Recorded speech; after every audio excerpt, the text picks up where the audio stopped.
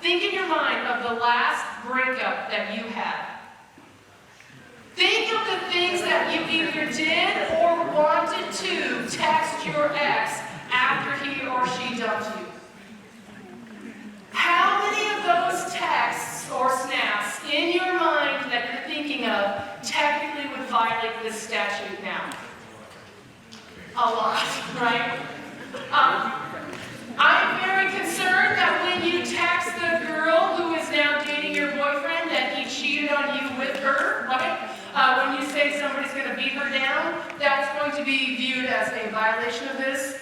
And this is going to count for texts, snaps, Instagram posts, any kind of electronic communication, not just phone calls. This used to be just a telephone call, and no kid ever got charged because you would call each other, right? It's all other ways of communicating. They've now changed it to cover all forms of electronic communication.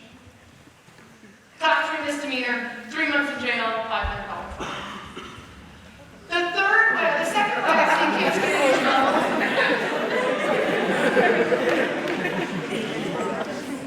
is kids exchanging inappropriate pictures. So this is a dude saying, send me a picture of you in bra. She says okay, and then she sends.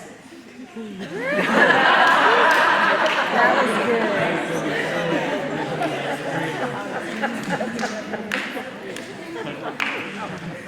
You guys know, because I've told you before, anytime you have a minor depicted in an inappropriate picture, that is a violation of Nebraska criminal law. The statute says any sexting image of anyone under the age of 19 is a class 4 felony. If you possess this stuff and you're over 19, it's a class 3A felony. Up to 2 years in prison if you're a minor. Up to a $10,000 fine. I have seen kids pay the fine more than once. And a mandatory lifetime sex offender registration. This case is a great example of why you don't see a lot of these cases actually go to trial. This is a 17-year-old who is accused of sending, how shall we call it, a Richard portrait?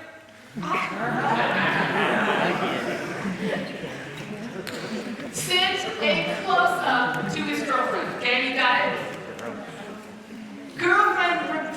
I think girlfriend's aunt is the one that found it, but some adult discovers this image on the girlfriend's phone and says, who is this? And she says, well, it's my boyfriend. And you can't, there's no face that appears in the picture, right? So the aunt calls the cops. The police are investigating whether or not this kid should be charged. The police obtained from the court a search warrant to ascertain whether or not the picture is of this kid.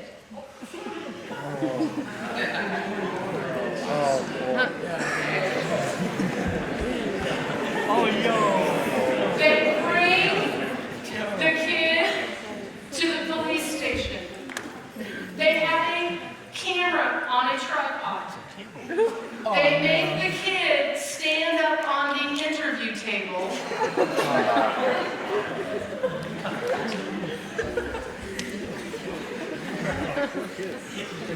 This is not the bad part. I'm not to the bad part yet. When he drops trout and they take the picture, everything isn't in the same condition in picture A and picture B. They go to the judge and they get a second search warrant. Now there are drugs that someone can take that forces everything to stand at attention. You know what I'm saying?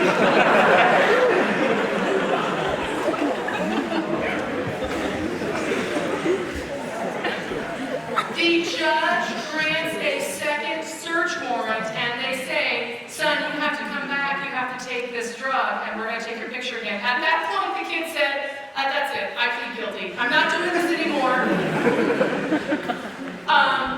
He was placed on probation until he's 21, placed on the sex offender registry until he's 18 years old, and at 18 he goes in front of a review board and they review and see if he stayed on there.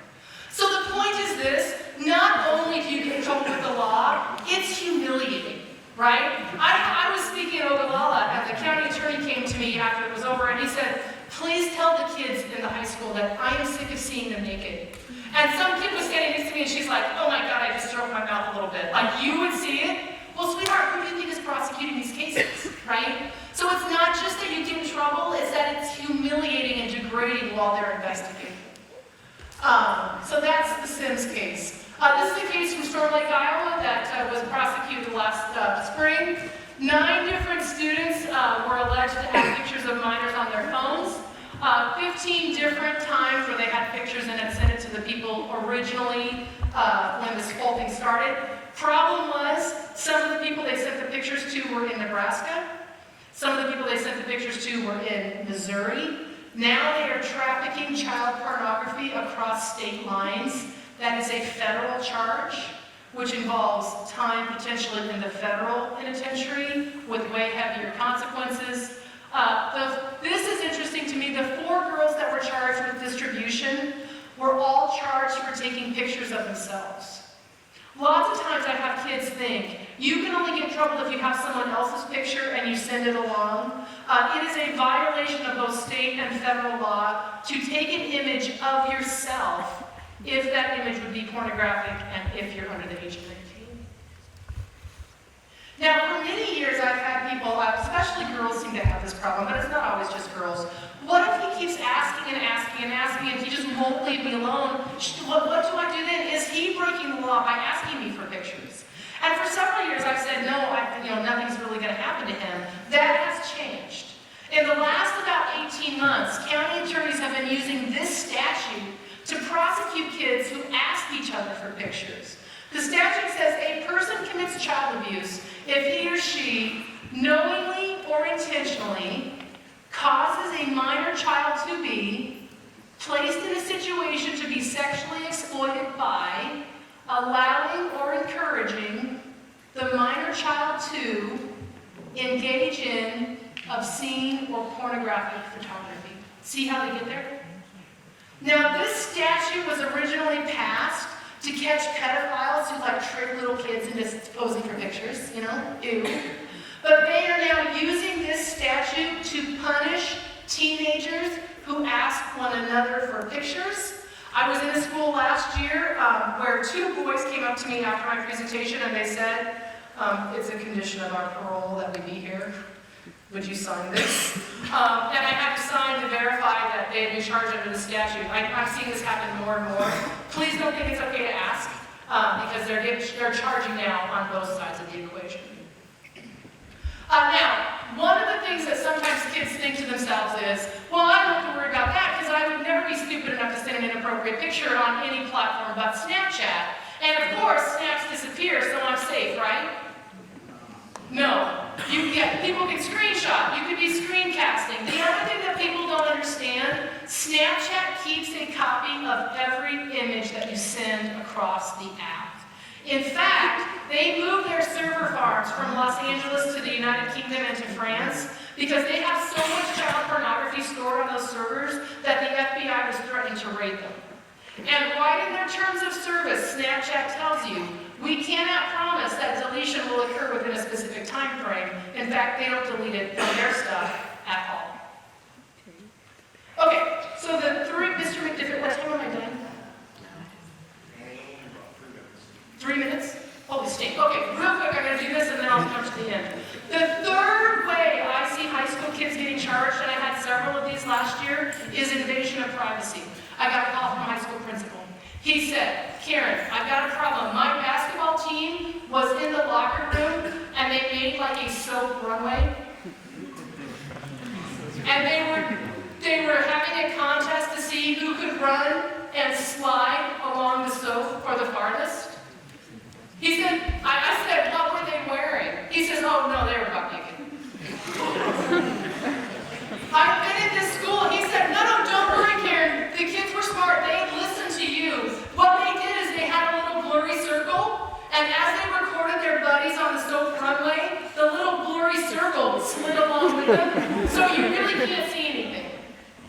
And I said, who else is in the video?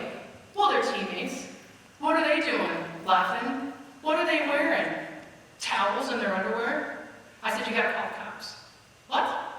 The invasion of privacy statutes. It's unlawful for any person to knowingly photograph the intimate area of any other person without his or her knowledge and consent when their intimate area would not be generally visible to the public. That includes undergarment-clad genitalia, and a place of solitude or seclusion includes the locker room. So since this basketball team did not have the written consent from their teammates to have pictures of them in their underwear, cops showed up. All of these boys got 6 months probation because the county attorney got an angry phone call from them. So don't be setting up cameras in locker rooms. Don't be recording each other in locker rooms, even if you don't get anything like super juicy. This is enough to get you charged. Okay, I gotta click along so I don't want to keep you too late. Last thing I want to talk about is predators. I don't want you to think that people aren't preying on high school kids in Nebraska. I get phone calls about this all the time. This is a girl that was in college. She went to Midland University, went on a date with a guy, and didn't come home that night. Her roommates were real freaked out about it, so they went to the director of student services. He called the cops. The police were able to track this girl using her location on Snapchat, on Snap Maps, to find her in Iowa. The guy that she had gone on a date with had basically grabbed her and put her in his car, driven her to Iowa, and was fixing to sell her into the sex trade. If you don't know someone in real life, it is incredibly unsafe to arrange to meet them in person. I don't care how much you've talked to them. I don't care how cool everybody else says Tinder is. I get phone calls about this stuff literally every week. I get a call. Please be careful. You don't know who you're dealing with unless you know them in real life. Okay, this is just funny. I have to laugh. So I think you guys know, basically you're smart enough to know what the good and bad things to do are. If you have questions, if someone is hurting you, if you need help, or if you just want to see my hilarious